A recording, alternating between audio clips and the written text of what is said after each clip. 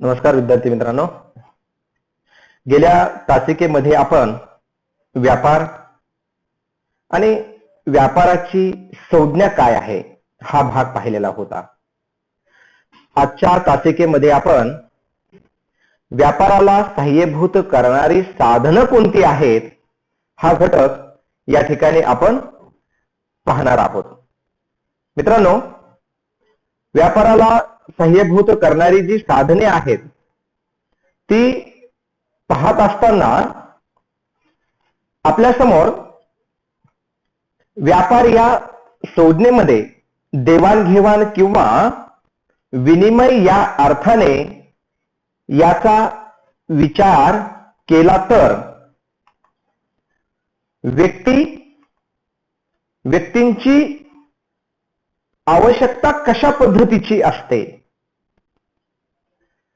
एक व्यक्ती खरेदी करतो व दुसरी व्यक्ती त्या ठिकाणी ते उत्पादन विकत असते.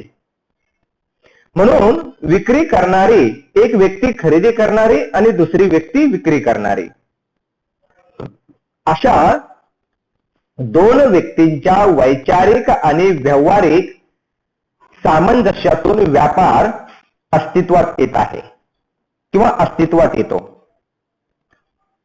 म्हणून व्यापार या संज्ञेमध्ये देवाणघेवाण किंवा विनिमय या अर्थाने याचा विचार करावा लागतो. व्यक्ती म्हणजे खरेदी आणि व्यक्तीची आवश्यकता म्हणजे खरेदी करणारा आणि विक्री करणारा या दोन्ही गोष्टी. आता यामध्ये व्यापाराची आवश्यक साधने नेमकी कोणती आहेत तर व्यापाराला सहाय्यभूत ठरणारी व्यापाराला मदत करणारी साधनांपैकी बँक हे आहे. त्यानंतर वाहतूक हे महत्वाचे साधन आहे. त्यानंतर वित्तीय संस्था व्यापाराला मदत करण्यामध्ये महत्वाचं साधन आहे. व्यापाराला मदत करण्यामध्ये बाजारपेठ हेही महत्वाचं या ठिकाणी साधन आहे.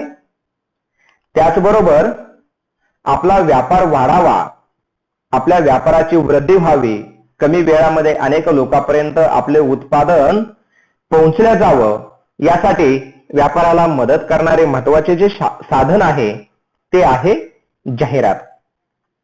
आता या ठिकाणी बँकेचे जो पहिलं जे साधन आहे ते आहे बँक.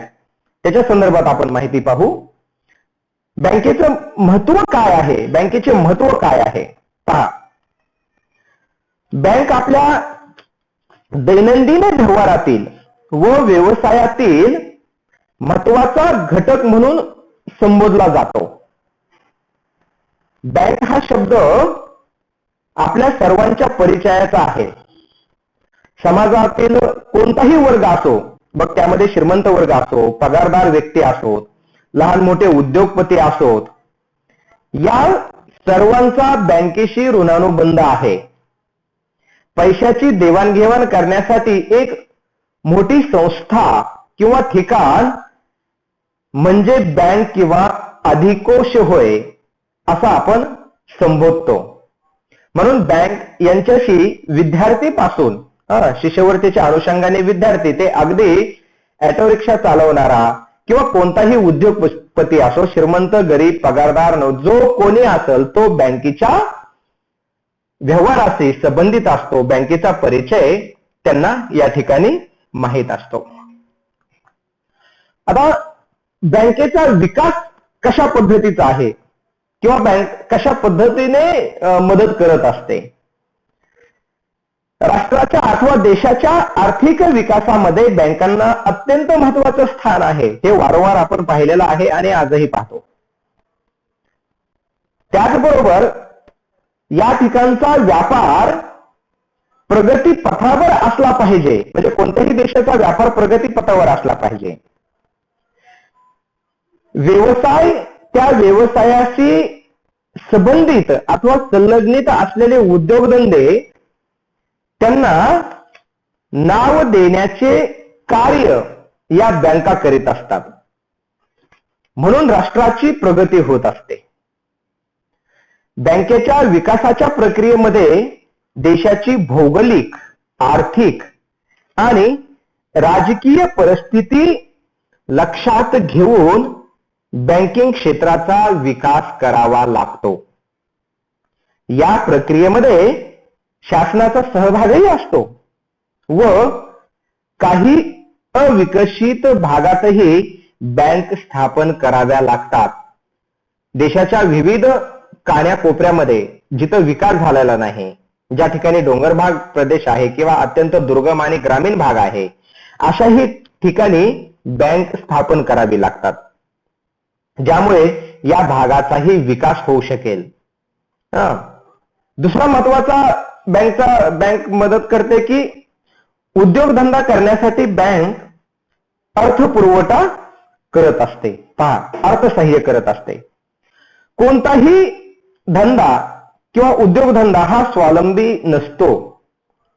कोणत्याही उद्योगधंद्याला उत्पादन कार्य व्यवस्थितपणे चालविण्यासाठी दुसऱ्यांचे अर्थसहाय्य घ्यावे लागते किंवा बाहेरून निधी घ्यावा लागतो. बँकेवर अवलंबून राहावे लागते. एखादा मोठा उद्योग करायचा म्हटले तर तो उद्योग करण्यासाठी बँकेचे सहकार्य घ्यावे लागते, मोठं कर्ज काढावं लागतं. या ठिकाणी उद्योगांच्या उभारणीसाठी व्यापारी कर्ज देत असतात. उत्पादनाच्या बाजारपेठेत विक्री होण्यापर्यंतच्या सर्व कार्यात कर्ज पुरवठा करण्यात बँकेचा सक्रिय सहभाग असतो. व्यापारी कर्ज, घर बांधण्यासाठी आपण गृह कर्ज घेत असतो, वाहन कर्ज घेत असतो, पीक कर्ज घेत असतो. असे वेगवेगळे बँकेकडून कर्ज घेतले असतात. जनावरांवर कर्ज असतं, शेतीवर कर्ज असतं, पीक कर्ज वेगळं, शेतीवर कर्ज वेगळं. गोल्ड लोन असतो, म्हणजे दागिन्यावर कर्ज घेतले जाते. असे उद्योगधंदे करण्यासाठी बँक अर्थपुरवठा वेळोवेळी करत असते आणि लोकांचे व्यवहार सुरळीत सुरू असतात. तिसरा या ठिकाणी घटक आहे बँक व्यापारास मदत करणे. पहा, बँक काय करते? व्यापारासाठी मदत करणे. व्यापारी बँकेद्वारे राष्ट्रात अथवा विदेशी व्यापारात मदत केली जाते. देश सुद्धा वर्ल्ड बँकेकडून बऱ्याच वेळेस कर्ज घेत असतो. अशा पद्धतीची ती देवाणघेवाण असते. देशातील ठोक किंवा किरकोळ विदेशी व्यापारात कर्ज, रोख रक्कम देऊन मदत केल्या जाते. त्याचबरोबर परकीय चलन मिळवून देणे, परदेशातील आयातदारास मालकी पत्र पाठविणे आणि परदेशातील व्यापारास पतपत्र देणे, तसेच दिलेले पैसे बँका वसूल करून घेत असतात. म्हणजे कर्ज दिलेलं असतं त्यावर बँका आपली वसुली सुद्धा आणि जप्ती सुद्धा करत असतात. याही गोष्टी बँक सातत्याने त्याची प्रक्रिया सुरू असते, करीत असतात. चौथा जो घटक आहे ते सुशिक्षित बेरोजगारांना कर्ज देणे. बँका काय करत असतात की सुशिक्षित बेरोजगारांना कर्ज देत असतात. देशामध्ये रोजगाराचे व स्वयंरोजगाराचे जे प्रमाण आहे ते दिवसेंदिवस वाढत आहे. यासाठी व्यापारी बँका खूप प्रयत्नशील आहेत. देशाचा आधारस्तंभ युवक म्हटले जाते. युवकांना काय केलं जातं? देशाचा आधारस्तंभ म्हटलं जातं. त्या देशाची स्थिती कशी आहे तर त्या देशांचा युवक कसा आहे यावर अवलंबून असते. सुशिक्षित तरुणांना रोजगार व स्वयंरोजगाराची संधी उपलब्ध करून देण्यामध्ये बँका अग्रेसर असतात. सुशिक्षित तरुणांना, युवकांना उद्योग उभारण्यासाठी किंवा व्यवसाय सुरू करण्यासाठी भांडवल व कर्जाचा पुरवठा व्यापारी बँकाद्वारे केला जातो. ग्रामीण आणि शहरी भागातील बेरोजगार युवकांना स्वयंरोजगारासाठी सर्व व्यापारी बँका कर्ज देण्यास सहकार्य करीत असतात. त्यामुळे देशाच्या अर्थव्यवस्थेत निश्चित त्यांचा फायदा होतो. देशातील बेरोजगारी कमी होते व विकास दर वाढत राहतो. म्हणजे काय झालं?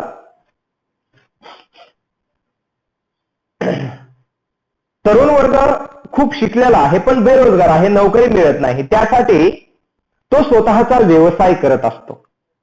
आणि अशा व्यवसाय करत असताना मग त्यासाठी वेगवेगळे लोन दिले जातात, कर्ज दिले जातं. इव्हन ऑटो रिक्षा चालवण्यापासून ते सर्व क्षेत्रामध्ये काम करण्यासाठी तुम्हाला सुशिक्षित बेरोजगारांना कर्ज दिल्या जातं. आता बँकेचं धोरण सध्याच्या काळामध्ये थोडंसं वेगळं आहे, कारण आपल्याला जेवढं कर्ज दिलं जातं तेवढ्या तिथं हमी म्हणून काहीतरी आपल्याला गहाण ठेवावं लागतं. मग हे सुशिक्षित बेरोजगार गहाण काय ठेवणार, त्यामुळे बऱ्याच वेळेस असे कर्ज नाकारले सुद्धा जातात. ही एक वस्तुस्थिती आपल्या समोर येताना दिसून येते. दुसरा जो मुद्दा आहे, बँक बचत करण्यास प्रोत्साहन देते. म्हणजे हे सुद्धा देशामध्ये जो व्यापार चालतो, उद्योगपती किंवा विविध आर्थिक संस्था आहेत आणि त्या व्यक्तींना बचतीच्या सवयीला प्रोत्साहन दिलं जातं की तुम्ही बचत ठेवा. आपल्याकडे बचत गट जसे चालतात ना मोठ्या प्रमाणे, त्या पद्धतीने. याचबरोबर आर्थिक बचतीसाठी प्रोत्साहनही दिले जाते. विकासाच्या प्रक्रियेमध्ये देशातील नागरी क्षेत्राबरोबर ग्रामीण समाजातील विविध घटकांना यामध्ये सहभागी करून घेण्याच्या दृष्टीने अशा वेगवेगळ्या भागामध्ये बँकिंग सेवा उपलब्ध करून देणे हे बँकेचे कर्तव्य ठरते. वेगवेगळे प्रोग्राम घेणे हे बँकेचे कर्तव्य आहे. म्हणजे ग्रामीण भागामध्ये जाऊन बँकांनी असे प्रकल्प चालवले पाहिजे. इव्हन गावागावामध्येच पैसे वाटप करण्याची व्यवस्था आता एटीएम जे आलेले आहेत ना, तशी व्यवस्था त्या ठिकाणी सुरू असते आणि ते केली पाहिजे. त्याचबरोबर बचतीला प्रोत्साहन देणे हे बँकिंग सेवा आणि बँकेद्वारे विविध आकर्षक बचत ठेवा योजना राबवण्यात येतात. आता जसे एसबीआय बँक आहे, महाराष्ट्र बँक आहे, त्याचे वेगवेगळे ग्राहक केंद्र वेगवेगळे प्रत्येक शहरामध्ये सुरू झालेले आहेत आणि यामध्ये अशा बँका आपला बँकेमध्ये गर्दा न होता ते बाहेर व्यवसाय करून घेतात, वेगवेगळ्या योजना राबवतात, ज्यामुळे सर्वसामान्य व्यक्तींना बचत करण्याची चांगली सवय लागू शकते व देशाची अर्थव्यवस्था चांगली सुधारली जाऊ शकते. हाही भाग या ठिकाणी आपल्याला लक्षात येतो, महत्वाचा आहे. या ठिकाणी त्याच्यानंतरचा जो भाग आहे तो बँक कृषी क्षेत्रातही मदत करते.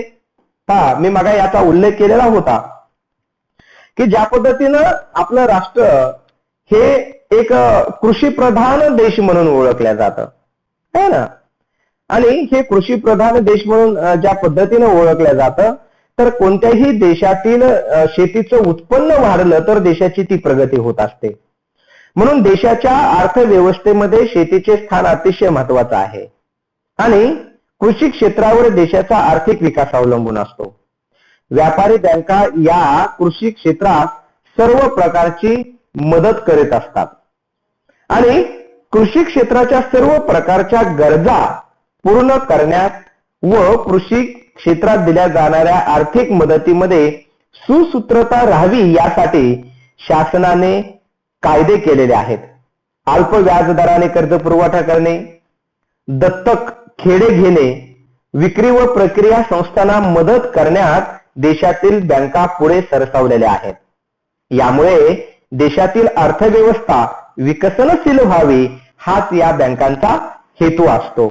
म्हणजे नवं जुनं करणे, ग्रामीण भागामध्ये हा शब्द वापरला जातो की बँकेमध्ये जे आपण कर्ज घेतलेलं असतं ते नवं जुनं करायचं आहे. अशा रीतीने किंवा अशा पद्धतीने व्यापारासाठी मदत करणारी ही जे काही साधनं आहेत आणि त्याबरोबर दुसरे अनेक साधनं आहेत, त्यापैकी बँक ही एक अतिशय महत्वाची आहे किंवा महत्वाचं साधन आहे, महत्वाचा घटक आहे. देशाची अर्थव्यवस्था बँकेशी निगडित असल्यामुळे बँका एकनिष्ठतेने कार्य करीत असतात. त्यामुळे देशातील अर्थव्यवस्थेला त्यांचा फायदा होतो. बँकेचे बहुतांश कार्य मराठीमध्येच असल्यामुळे मराठी व्यवहाराचे ज्ञान असणे खूप गरजेचे आहे. महाराष्ट्रामध्ये आहोत तर ते मराठीमध्येच व्यवहार असतो. व्यापाराला मदत करण्यासाठी बँकेचे कार्य अतिशय उल्लेखनीय आहे हे आपल्याला या ठिकाणी आवर्जून नोंदवावं लागेल. म्हणून व्यापाराला जी सहाय्यभूत करणारी जी काही घटक आहेत त्यामध्ये बँक हा एक महत्वाचा घटक या ठिकाणी आपल्याला दिसून येतो. कोणत्याही क्षेत्राशी निगडीत, कोणत्याही व्यापाराशी निगडीत, कोणत्याही प्रक्रियेशी निगडीत बँक आपली भूमिका प्रामाणिकपणाने बजावत असते, निभावत असते आणि ती व्यापार करण्यासाठी, व्यवहार करण्यासाठी वेळोवेळी आपल्याला मदत करत असते. शिवाय घर कर्ज घ्यायचं आहे, घर बांधायचं आहे, एखाद्या न्याव्याला त्याचं दुकान सुरू करायचं आहे किंवा कोणतंही किराणा मालाच्या दुकानापासून ते अगदी तुमच्या कपड्याच्या इस्त्रीच्या दुकानापर्यंत जर तुम्हाला ते थोडंसं डिझाईन करून सजवून जर करायचं असेल तर अगदी छोट्यातल्या छोट्या कुटीर आणि लघु उद्योगापर्यंत, कुटीर उद्योगापर्यंत बँक मदत करत असते, कर्ज देत असते. म्हणून व्यापार व्यवहाराच्या साधनांमध्ये बँक ही अत्यंत महत्वाचा असणारा घटक आहे. बँक या संबंधामध्ये आपण या ठिकाणी थांबूया. दुसऱ्या तासिकेमध्ये दुसरा घटक आपण या ठिकाणी पाहूयात. धन्यवाद.